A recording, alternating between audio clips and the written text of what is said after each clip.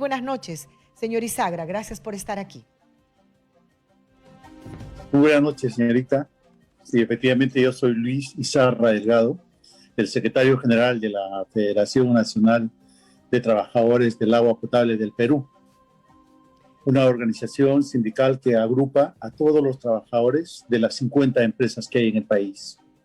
Y como está dicho perfectamente, es lamentable que en estos momentos 8 millones de peruanos a nivel nacional no tengan agua en pleno siglo XXI, cuando en estos momentos una de las principales campañas banderas del gobierno y a nivel mundial para combatir la pandemia es precisamente lávate las manos con agua, ¿no? Hay mucha gente en nuestro país que aún no tiene agua en este siglo XXI. Es terrible la situación, señor Izarra. No sabíamos que las cifras eran tan lapidarias, que las cifras realmente eran terroríficas. Sin embargo, dentro de esta problemática, señor, que recobra a raíz de la pandemia, ¿qué se ha hecho por solucionar esta problemática al margen de las conversaciones, al margen de las negociaciones? ¿Hay algo concreto para el futuro o vamos a seguir igual como estamos viviendo hasta este momento, con millones de familias que viven al margen del privilegio de tener el agua vital, elemental en sus hogares? Mire, es lamentable, por ejemplo, lo que voy a decir, que las autoridades del Ministerio de Vivienda, Construcción y Saneamiento, del año 2011 al 2019, por ejemplo, el Ministerio de Vivienda, Construcción y Saneamiento dejó de invertir 12.753 millones de soles. 12.753 millones de soles. Eran presupuestos que ya fueron aprobados por el Congreso de la República. Lo que ellos tenían que era invertir. Dejaron de invertir. Ahora, ¿en qué dejaron de invertir, nacional, señor Izarra? ¿En qué dejaron de invertir estos 12.000 millones de soles? ¿En qué dejaron de invertir? Mire, según el Plan Nacional de Saneamiento, para dotar agua al 100% a toda la población, necesitábamos 5.816 millones. Ajá. Es un plan nacional de saneamiento que se hace en el 2016 para aplicarlo a partir de 2017, 2018 al bicentenario. O sea, se necesitaba 5.816 millones de soles. O sea, tenían que hacer obras para que la población tenga agua. Y además, tenían que hacer también obras para dotar de tuberías en todo el país para las aguas residuales, o sea, para los desagües. Y para eso necesitábamos una cantidad de 7.756 millones. Es decir, que entre agua y saneamiento, para lograr ahora en el 2021 el 100% de la población, necesitábamos 13.572 millones. Si ahora rescatamos la primera cifra inicial que dejaron de invertir, el ministerio devolvió al Ministerio de Economía y Finanzas la cantidad de 12.753 millones. ¿Sabe por qué lo hacen? Porque en el Ministerio de Vivienda hay técnicos que se llaman especialistas, que se dicen que se vienen reciclando de gobierno en gobierno y tienen un interés. ¿Cuál es? Privatizar las empresas de agua, porque ahí está el negocio. Así es. En las obras que ellos ejecutan, ahí está el negocio. Entonces, lamentablemente, la población es la que tiene que pagar los platos rotos, que no tiene agua en este momento. Entonces, señor, con estos burócratas que se van reciclando de gobierno en gobierno y que tienen como prioridad el hecho de la privatización del agua, estamos condenados a eso, porque si nadie está tocando el tema con la responsabilidad que el caso amerita y este tema ya se ha evidenciado desde su representada, ¿qué nos queda por hacer? Bueno, este 11 de abril hay nuevas elecciones.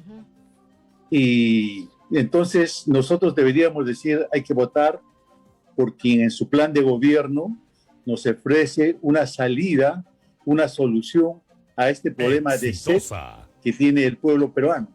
Sin embargo, de los 18 partidos que se están presentando a las elecciones, hemos hecho una revisión en la federación juntamente con algunos especialistas y hemos encontrado que tan solamente 10 de esos partidos tienen alguna propuesta para el tema de agua y saneamiento. Pero estas propuestas son generales, no son específicas. Muchos de ellos hemos visto en lo que va de los últimos años cómo los congresistas piden agua para su barrio, agua para su provincia, agua para su distrito, cuando la función de un congresista no es esa, es ir al Congreso de la República y legislar leyes de carácter nacional.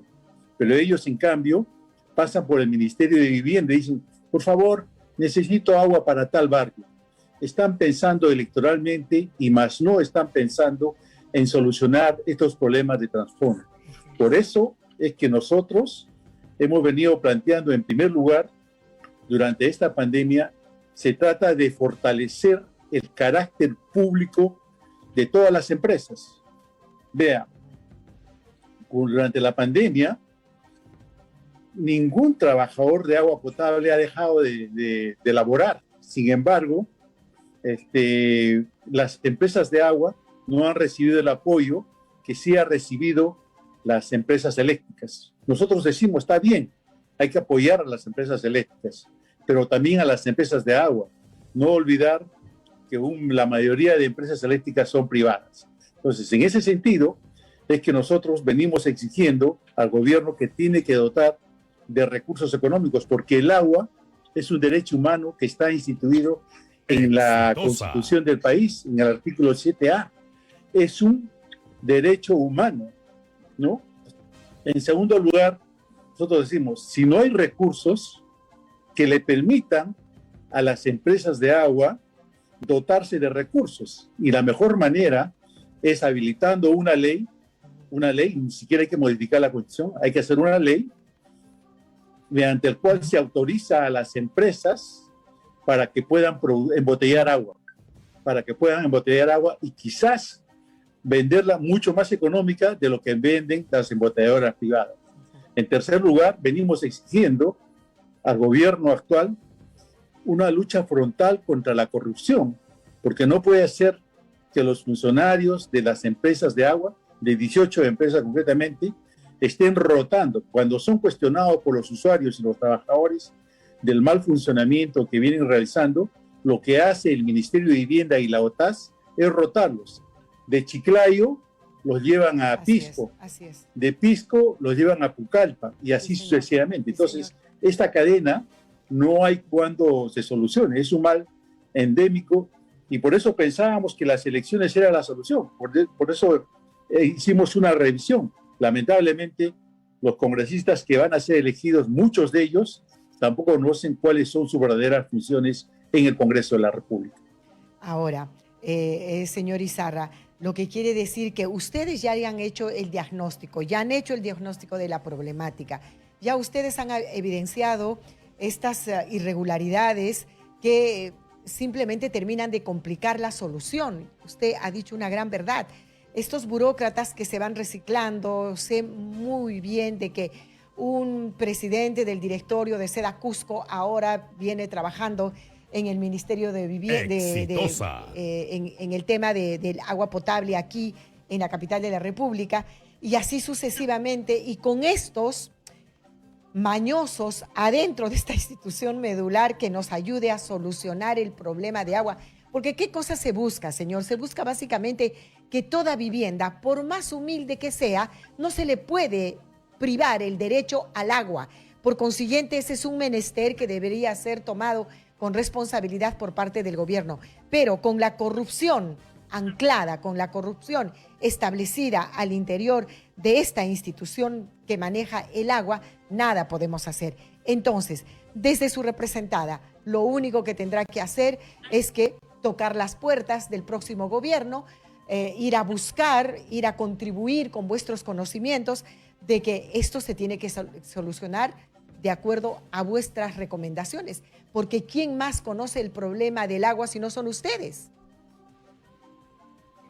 Claro, efectivamente, es por eso de que nosotros hemos venido desarrollando una serie de eventos con la finalidad de poder dar a conocer tanto a la población como a las autoridades cuál es la problemática del sector saneamiento. Es muy oportuna y es muy, digamos, propicia la ocasión que ustedes nos dan para poder comunicar a toda la población que tienen que votar por aquellos partidos que sí tienen propuestas para calmar la sed. Vea, desde el Ministerio de Vivienda, Construcción y Saneamiento en el año 2005, decían, cuando era ministro de Vivienda, Construcción y Saneamiento, el señor Carlos Brus, decía de que la solución para ese tiempo la empresa de agua de Tumbes era privatizarla. La privatizó en el año 2005. Después de 13 años, esta empresa ha regresado nuevamente a manos públicas. Después que utilizaron cerca de 75 millones de soles, el operador privado fracasó. Se había comprometido a cumplir 9 puntos y de esos 9 puntos solo cumplió uno, el que es el incremento de las tarifas que se incrementaron en 500%. Esto significa, pues, de que la privatización aquí en el Perú, no lo decimos nosotros, sino en la práctica, no es la solución a los problemas de sed que tienen los pueblos. Porque vea, el operador privado lo que va a hacer es invertir, recuperar su dinero y además buscar ganancias, buscar utilidades.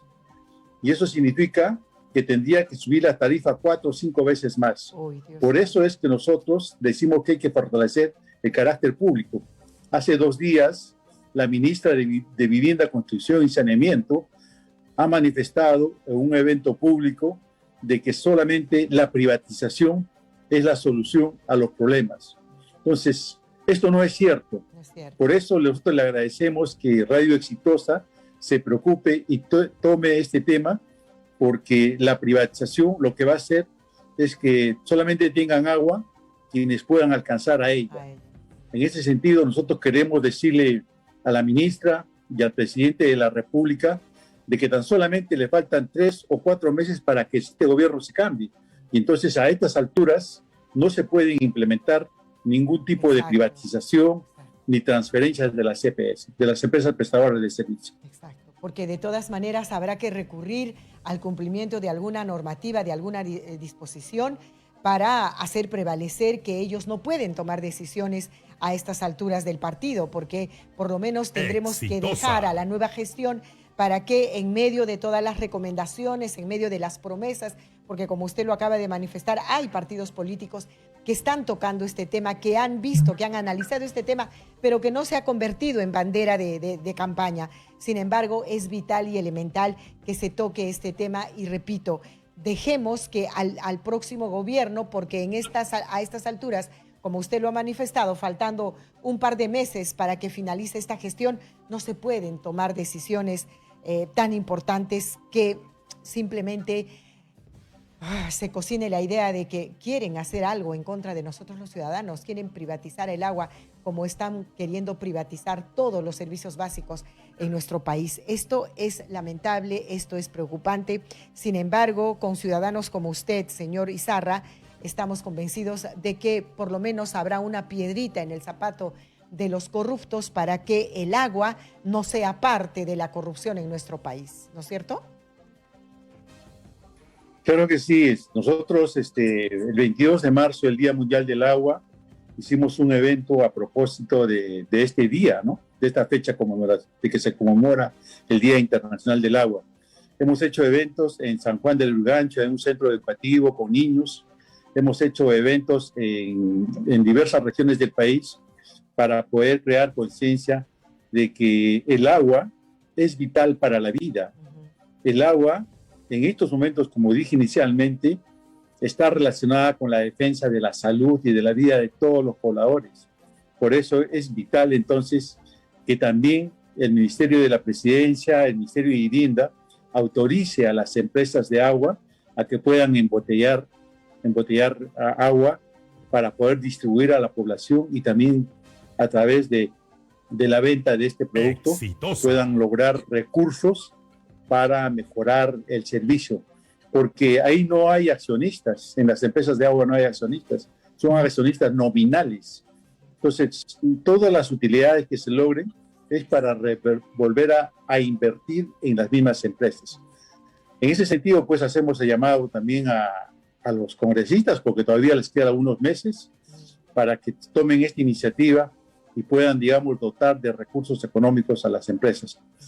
Nosotros reiteramos de que vamos a seguir luchando, vamos a seguir proponiendo alternativas, porque no solamente se trata de oponerse a la privatización, sino de alcanzar fundamentalmente propuestas que sean viables y sobre todo factibles de poderse realizar o ejecutar. Ahora, señor Izarra, consideramos que nosotros los ciudadanos peruanos pagamos las tarifas de agua, vamos a decir, no son las más baratas, no tendríamos por qué jactarnos de eso. Las tarifas de agua son estándares muy altos a comparación de otros países del mundo. ¿Esto por qué se da, señor? ¿Porque realmente el agua se está terminando? ¿Realmente el agua va a llegar un momento en que vamos a tener problemas con el líquido vital?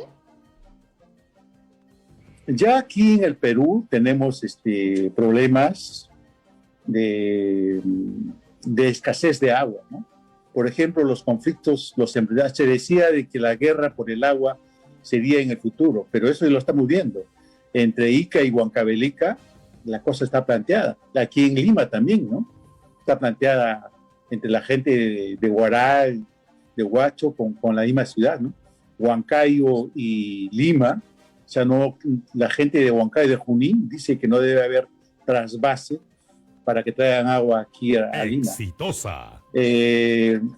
Sin embargo, nosotros consideramos de que esta situación tiene que cambiar porque, vea, el tema de la tarifa en Santiago de Chile, por ejemplo, que es una ciudad capital igual que Lima, el metro cúbico de agua está aproximadamente en $4. Es decir, que si sacamos al dólar ahorita más o menos en 13 soles el metro cúbico. Claro. Aquí en Perú, el promedio nacional es $1.50. ¿De metro cúbico? $1.50. Nosotros, sí, el metro cúbico. Nosotros tenemos una tarifa muy baja en comparación a otras capitales, por ejemplo. Tenemos totalmente muy bajo, ¿no? O sea, aquí en Perú, promedio de metro cúbico, que son 1.000 litros, es $1.50. En cambio, en Santiago de Chile, que el agua está privatizada hace muchísimos años, está en $4, que son aproximadamente un poco más allá de 13 soles. Y si vamos a Brasil, vamos a encontrar que en Brasilia, en Río de Janeiro, el agua también es muy cara, ¿no?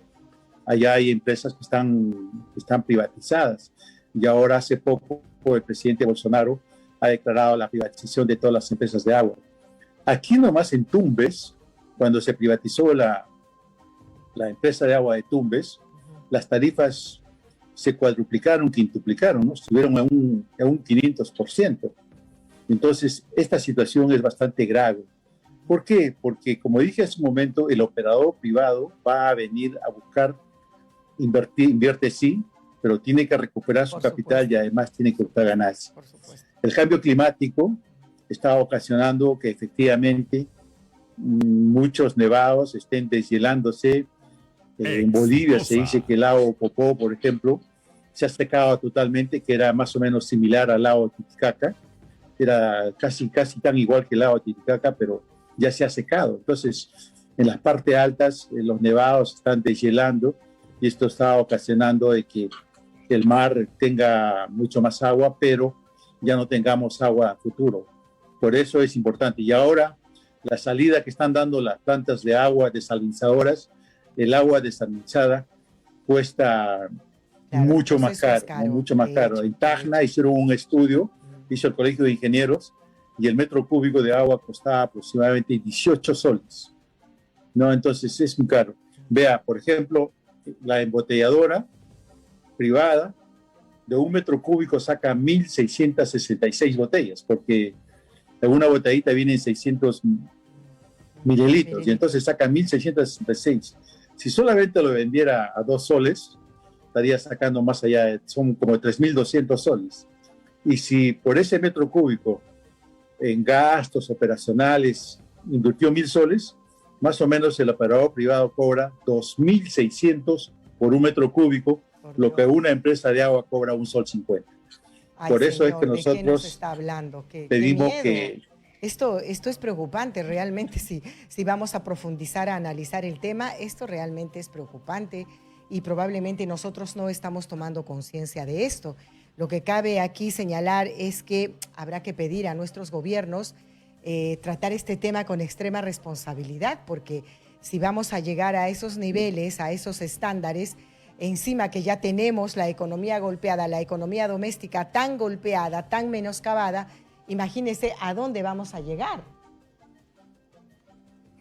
Claro, porque todos necesitamos desde que nos levantamos Sí, hasta señor. el anochecer, necesitamos Sí, de agua.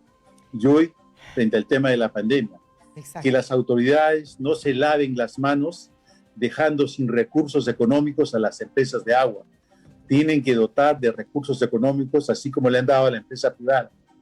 Ese es un pedido urgente, porque de acá a un tiempo, Sedapal y todas las demás empresas de agua a nivel nacional, Loreto, Ayacucho, Cusco, Arequipa, van a dejar de operar por la falta de recursos económicos. Lo que al parecer están pretendiendo es precisamente buscar que las empresas ya no tengan más recursos y entonces desde el Ministerio de Vivienda van a decir, bueno, como no hay plata, hay que privatizar.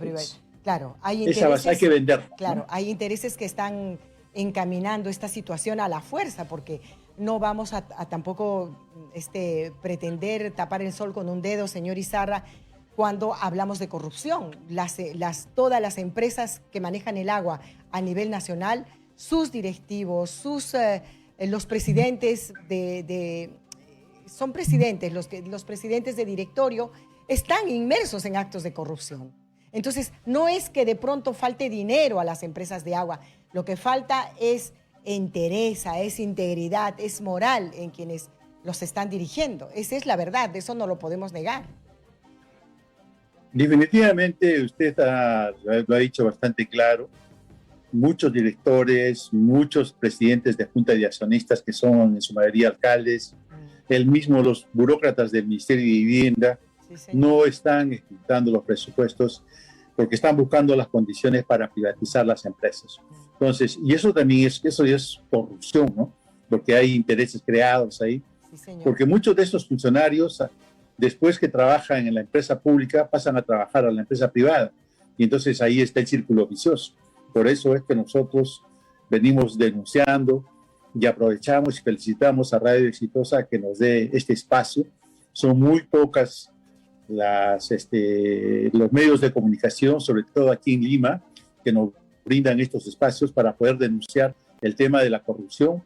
Y lo que está ocurriendo es que muchos dirigentes, muchos trabajadores y trabajadoras, por denunciar estos actos de corrupción, han sido objeto de sanciones, de suspensiones, ¿no? Ha ocurrido en Moyobamba, ha ocurrido en Jaén, está ocurriendo en estos días en Pisco, en Cusco fue despedido también el secretario general, y está ocurriendo en diversas regiones del país.